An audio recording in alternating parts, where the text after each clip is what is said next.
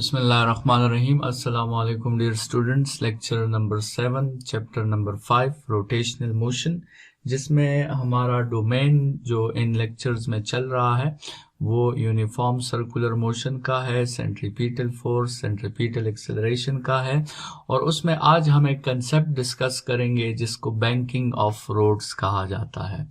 Students, कल के lecture के लास्ट में हमने एक इम्पॉर्टेंट क्वेश्चन पे बात की थी कि what if provided is not equal to requirement. Provided और रिक्वायरमेंट अगर इक्वल ना हो स्टूडेंट्स, तो आपके साथ जो है फिर यूनिफॉर्म सर्कुलर मोशन पॉसिबल नहीं होता। और ये बैंकिंग ऑफ रोड्स जो हैं ये एक ऐसी सिचुएशन है, ये हम उस वक्त करते हैं जब हमें पता होता है कि प्रोवाइड जो है वो रिक्वायरमेंट के इक्वल नहीं होता, प्रोवाइड रिक्वायरमेंट से कम होता है, तो हम उस प्रोवाइड को रिक्वायरमेंट के इक्वल लाने के लिए एक जो है प्रोसेस करते हैं जिसको कहा जाता है बैंकिंग ऑफ रोड्स। तो स्टूडेंट्स, सबसे पहले तो ये बैंकिंग ऑफ रोड्स को, इस प्रोसेस को समझते हैं और फिर देखते हैं कि ये कैसे होता है और इससे हमें क्या क्या फायदे मिलते हैं। तो banking of roads is a process in which we obtain the extra necessary centripetal force which can't be provided to us by frictions। Banking of roads ये एक ऐसा तरीका है, एक ऐसा प्रोसेस है जिससे हम वो सेंट्रीपिटल फोर्स, वो एक्स्ट्रा सेंट्रीपिटल फोर्स हासिल करते हैं जो फ्रिक्शंस हमें प्रोवाइड नहीं कर पाती। स्टूडेंट्स, हमने पिछले क्लास में भी जो है ये टॉपिक पढ़ी थी, अगर आपको याद हो, कि हमें फ्रिक्शंस 9000 न्यूटन प्रोवाइड कर रही है और रिक्वायरमेंट 10,000 की है। तो वो जो 1000 की जो डिफरेंस है वो हमें कहाँ से मिलेगी? वो हमें फिर स्टूडेंट्स बैंकिंग ऑफ रोड्स के प्रोसेस से मिलेगी। तो लेट्स सपोज आप कंसिडर करें कि ये एक हॉरिजेंटल रोड की विड्थ है, ठीक है, ये एक रोड है और इस रोड पे आपके साथ जो है एक गाड़ी जो है वो सामने की तरफ आ रही है, एक टर्न लेते हुए ये ऐसे जाएगी, ठीक है, और ये इस रोड का सेंटर है, ठीक है। और लेट्स सपोज आपके साथ ये रेडियस जो है, कंसिडर करें कि ये 10 मीटर्स है। आपके साथ इस गाड़ी की स्पीड जो है वो कंसिडर करें कि वो 10 मीटर्स पर सेकेंड है। और स्टूडेंट्स, इस गाड़ी का मास जो है वो कंसिडर करें कि लेट्स सपोज वो 1000 kg है, जो कल वाला हमने एग्जाम्पल डिस्कस किया था कल के लेक्चर में।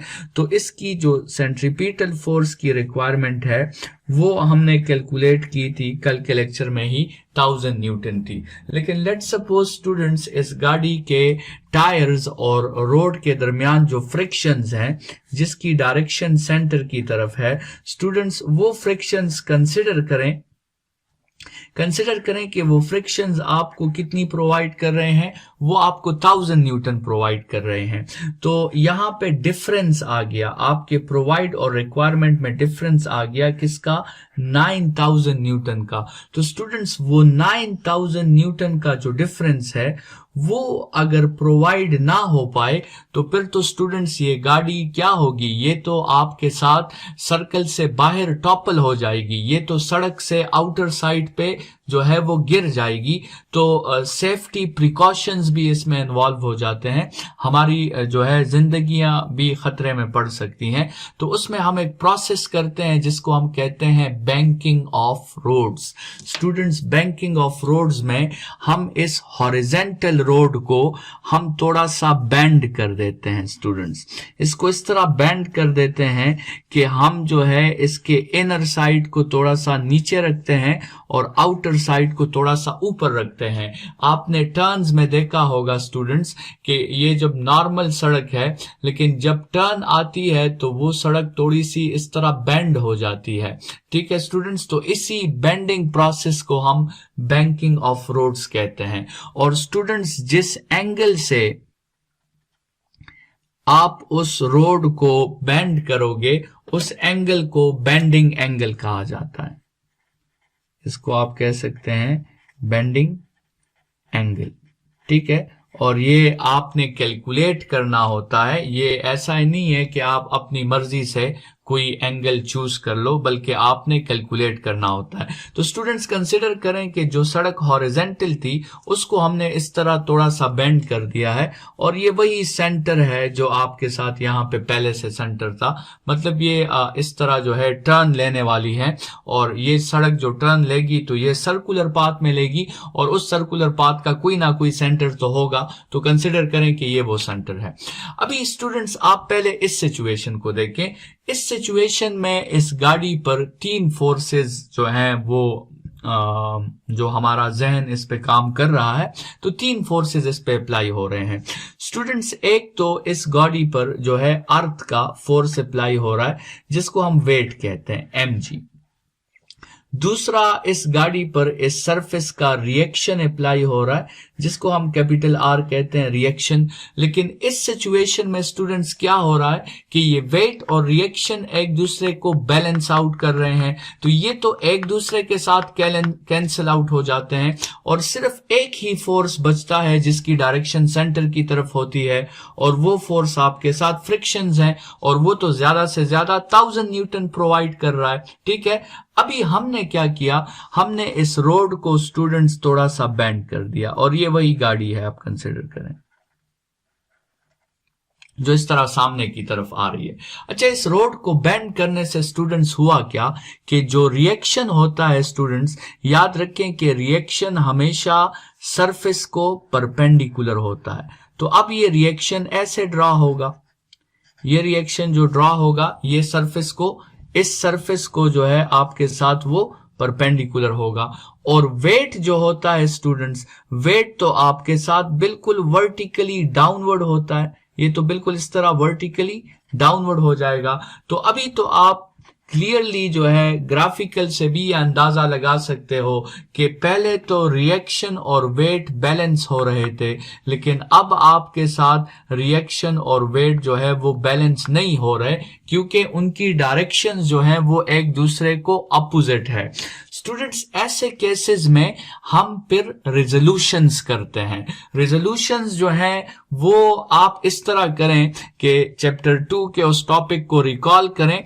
रिजोल्यूशन में हमने कहा था कि हम एक वेक्टर को रेफरेंस कंसिडर कर लेते हैं। तो लेट्स सपोज इस R को आप रेफरेंस कंसिडर कर लें, R को आप रेफरेंस कंसिडर कर लें, और जब R को आप रेफरेंस कंसिडर कर लें तो इस दूसरे वेक्टर के टॉप से आप रेफरेंस पर एक परपेंडिकुलर ड्रॉप करें। तो जैसे ही आप रेफरेंस पर परपेंडिकुलर ड्रॉप करोगे, आपके साथ ये दूसरा वेक्टर 2 कंपोनेंट्स में रिजॉल्व हो जाएगा। तो हमने R को रेफरेंस कंसिडर किया और वेट को, mg को हमने 2 कंपोनेंट्स में रिजॉल्व कर दिया। स्टूडेंट्स, हमने ऑलरेडी इस पे डिस्कशन की है। ये वो कंपोनेंट है जिसको हम पैरेलल कंपोनेंट कहते हैं, और पैरेलल कंपोनेंट में आपके साथ आता है cos थीटा, और ये वो कंपोनेंट है जिसको हम परपेंडिकुलर कंपोनेंट कहते हैं, और परपेंडिकुलर कंपोनेंट में आपके साथ आता है साइन थीटा। स्टूडेंट्स, रिजोल्यूशन के बाद अभी अगर आप देख लें तो ये mg cos थीटा जो है ये बिल्कुल इस r को अपोजिट है। तो r के साथ यहां पे क्या बैलेंस हो जाएगा, mg cos थीटा बैलेंस हो जाएगा। लेकिन स्टूडेंट्स, ये mg sin थीटा तो रह जाएगा, और इस mg sin थीटा की डायरेक्शन को आप देखें, इस mg sin थीटा की डायरेक्शन किस तरफ है, ये सेंटर की तरफ है। तो ये वो इजाफी फोर्स है mg sin थीटा, ये वो एक्स्ट्रा नेसेसरी सेंट्रीपिटल फोर्स है जो आपको सर्कल से बाहर गिराने से बचाएगा। तो इस बैंकिंग ऑफ रोड से आपको क्या मिली, आपको एक ऐसी वेट का एक ऐसा कंपोनेंट मिल गया जो अब रिएक्शन के साथ बैलेंस आउट नहीं हो रहा। स्टूडेंट्स एक दफा दोबारा देख लें, इस डायग्राम में वेट सारा का सारा रिएक्शन के साथ बैलेंस आउट हो रहा है, लेकिन इस डायग्राम में वेट सारा का सारा रिएक्शन के साथ बैलेंस आउट नहीं हो रहा, बल्कि वेट का सिर्फ एक कंपोनेंट जिसको हम mg cos थीटा कहते हैं, सिर्फ वही रिएक्शन के साथ बैलेंस आउट हो रहा है और ये दूसरा कंपोनेंट रिएक्शन के साथ बैलेंस आउट नहीं हो रहा। इसको हम कहते हैं अनबैलेंस्ड कंपोनेंट। इसको हम क्या कहते हैं, ये mg sin थीटा जो आपके साथ है ये अब क्या हो गया है, इसको हम कहेंगे अनबैलेंस्ड कंपोनेंट ऑफ वेट। और स्टूडेंट्स इस अनबैलेंस्ड कंपोनेंट ऑफ वेट की डायरेक्शन किस तरफ है, इसकी डायरेक्शन तो सेंटर की तरफ है, और ये जिसकी डायरेक्शन सेंटर की तरफ होती है उसी को तो हम सेंट्रीपिटल फोर्स कहते हैं। तो ये mg sin थीटा आपके साथ किसके इक्वल हो जाएगा, ये आपके साथ सेंट्रीपिटल फोर्स के इक्वल हो जाएगा। और यही वो एक्स्ट्रा सेंट्रीपिटल फोर्स है, मतलब आपको जो वो 9000 फ्रिक्शंस प्रोवाइड नहीं कर रहा था, अब वो आपको कौन प्रोवाइड करेगा, अब वो आपको वेट का वो कंपोनेंट प्रोवाइड करेगा जिसको हम mg sin थीटा कहते हैं। तो mg sin थीटा आपको जो है वो extra important centripetal force provide करेगा, जिस पे हमने कल के लेक्चर पे बात की थी कि अगर ये प्रोवाइड ना हो तो आप गाड़ी का जो है सर्कल से बाहर की तरफ गिरने का खतरा होता है। तो अगर ये प्रोवाइड आपके साथ हो जाए तो फिर आपके साथ वो गाड़ी उस सर्कल में आसानी से उस सड़क में जो है रोटेट कर सकती है।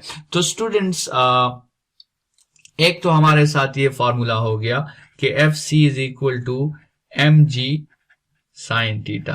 अभी जैसे हमारा जो सिचुएशन है उसमें हमने बात की थी कि रिक्वायरमेंट हमारे साथ 10,000 न्यूटन की है। लेट्स सपोज 1000 न्यूटन जो है वो हमारे लिए क्या हो गया है, वो तो फ्रिक्शंस प्रोवाइड कर रही है, तो ये बाकी 900 न्यूटन फिर कौन प्रोवाइड करेगा, ये फिर हमारे लिए ये mg sin थीटा जो है ये प्रोवाइड करेगा। तो आप यहाँ पे इस mg sin थीटा को 9000 के इक्वल कर सकते हैं और स्टूडेंट्स वहां से आप अपने लिए एंगल कैलकुलेट कर सकते हैं। तो आपने उसी एंगल से फिर उस रोड को बेंड करना होगा। मतलब जैसे हमने स्टार्ट में बात की थी कि ये बेंडिंग एंगल जो है या बैंकिंग एंगल जो है ये हमने अपनी मर्जी का चूज नहीं करना, बल्कि ये हमने रिक्वायरमेंट्स को देखना है। हमने देखना है कि उस सड़क से कौन कौन सी गाड़ियां गुजर सकती हैं, उन गाड़ियों के मासेस क्या क्या हैं, उन गाड़ियों की स्पीड्स क्या क्या होंगी। तो उसी के मुताबिक हम रोड को क्या करते हैं, हम रोड को बेंड कर देते हैं। तो स्टूडेंट्स इसकी थोड़ी सी जो है हमने मैथमेटिकल डिराइवेशंस जो है वो करनी है ताकि हम जो है बैंकिंग एंगल मालूम कर सकें, बैंकिंग एंगल का फॉर्मूला जो है वो हमारे साथ आ सके, इस तरह हमारे साथ जो है स्पीड का फॉर्मूला आ सके, या हमारे साथ जो कंबाइंड सेंट्रीपिटल फोर्स है उसका फॉर्मूला आ सके, क्योंकि फ्रिक्शंस भी कुछ ना कुछ कंट्रीब्यूशन तो कर रही है ना।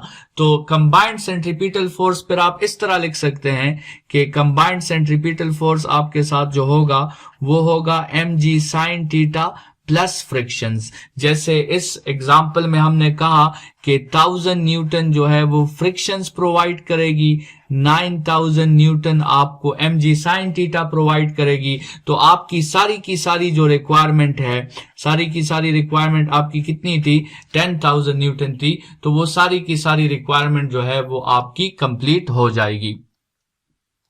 तो स्टूडेंट्स इसको फर्दर इंशाल्लाह नेक्स्ट लेक्चर में डिस्कस करेंगे। फिर नेक्स्ट लेक्चर जो हमारा होगा उसमें शायद हम फिर सेंट्रीफ्यूगल फोर्स पे भी बात करें, जो जनरली अकॉर्डिंग टू बुक वो इस सेंट्रीपिटल फोर्स का आपके साथ रिएक्शन फोर्स है।